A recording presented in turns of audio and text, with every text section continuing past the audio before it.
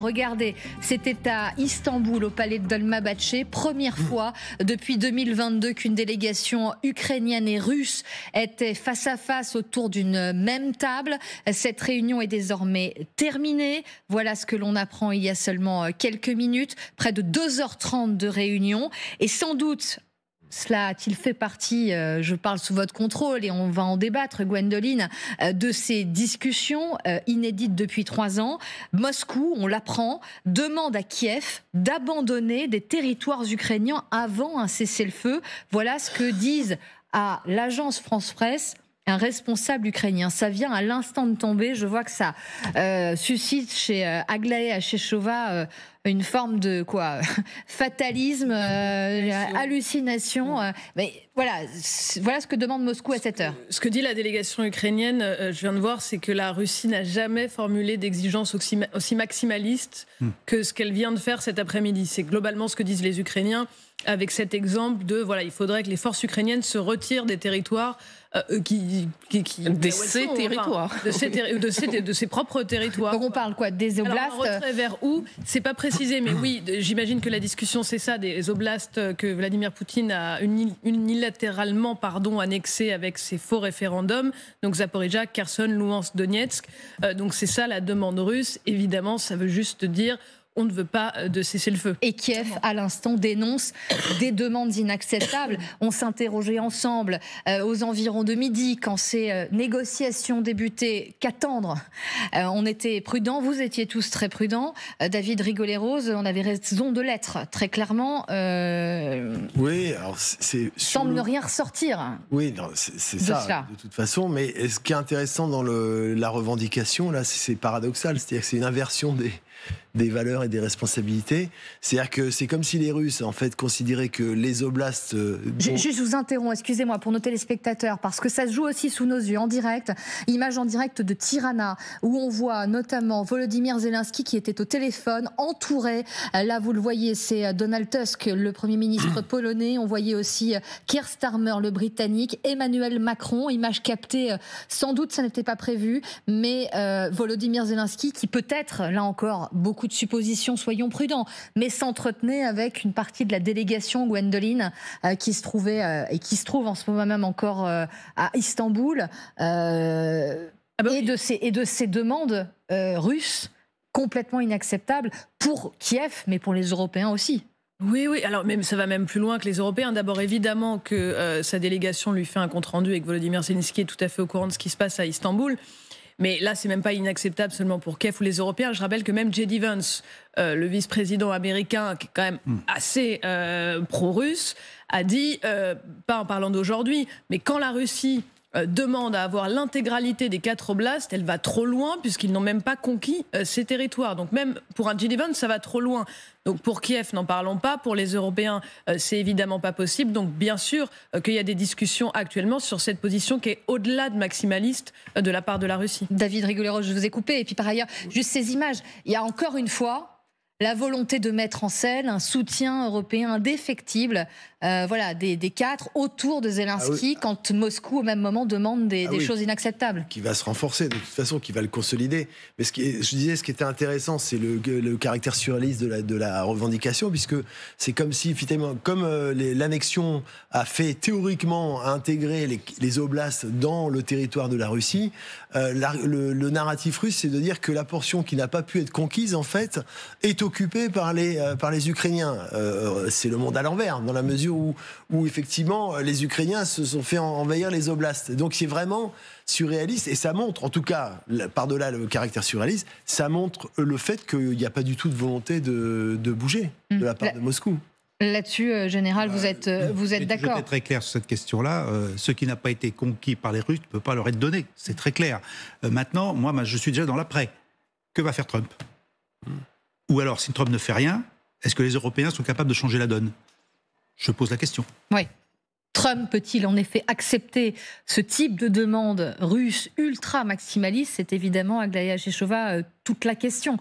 Lui qui, il y a encore quelques heures, disait il faut qu'une rencontre avec le président russe, Poutine, et moi-même se fasse le plus rapidement possible. Oui.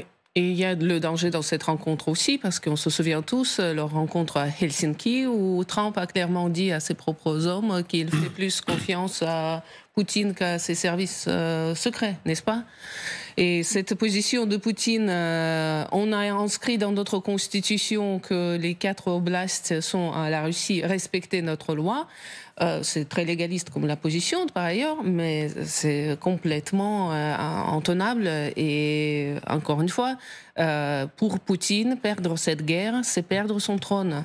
C'est la survie pour son pouvoir. Et c'est la seule chose qui l'intéresse. Rien n'empêche que dans la réunion entre Trump et Poutine qui pourrait se produire... Pourrait, soyons... Je dis pourrait, c'est conditionnel. Que cette vision maximaliste soit atténuée suite à l'intervention de Trump et que Trump tire la couverture à lui. En disant, j'ai obtenu de la part de Poutine qui ne revendique pas cette partie qu'il n'a jamais conquise.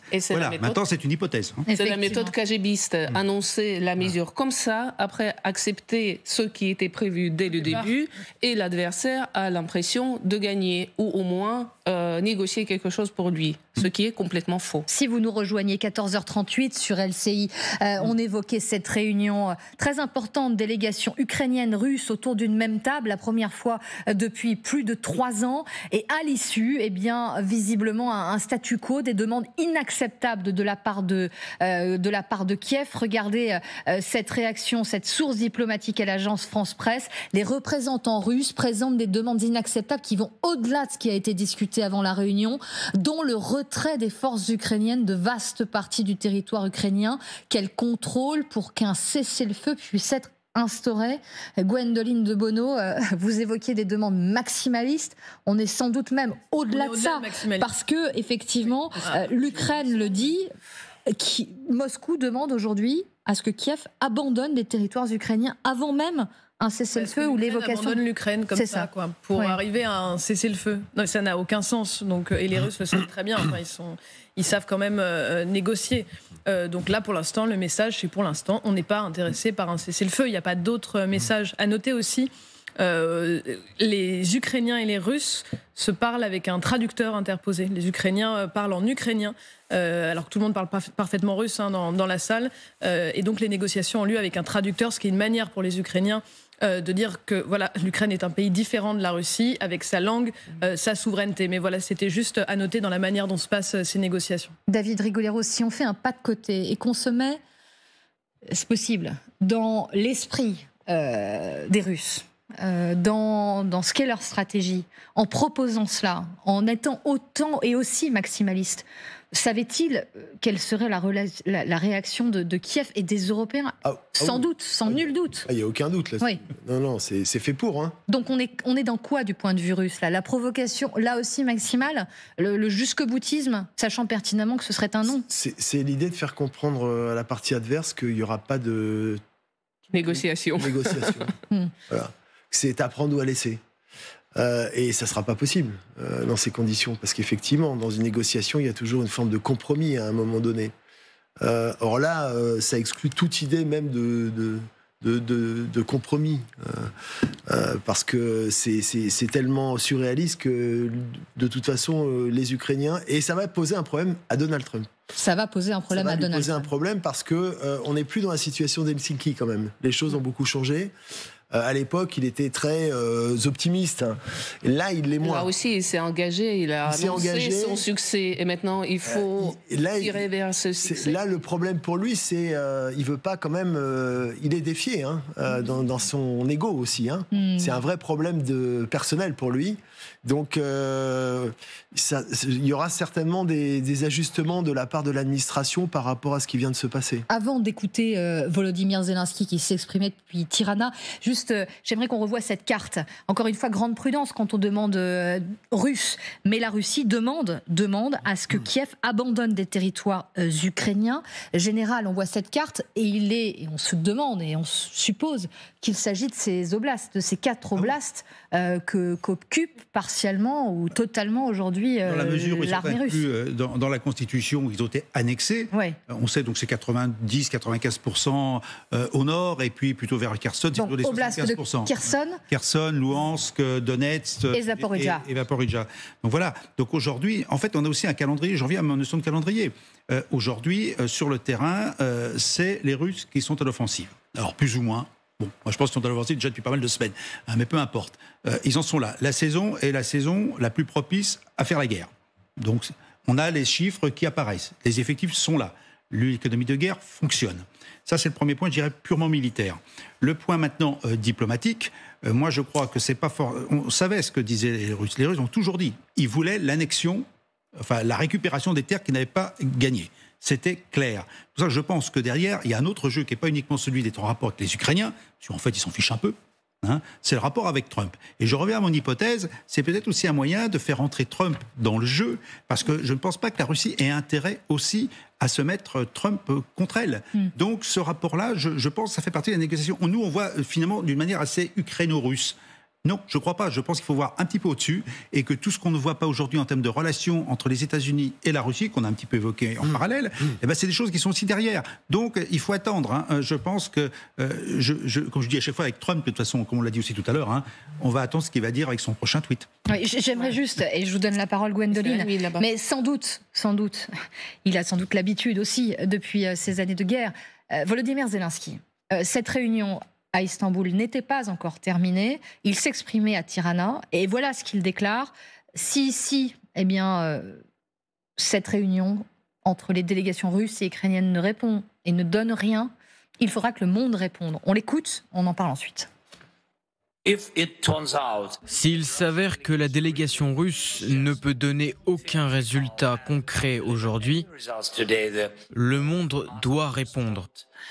Il faudra une réaction forte, incluant des sanctions contre le secteur énergique russe, ainsi que contre ses banques.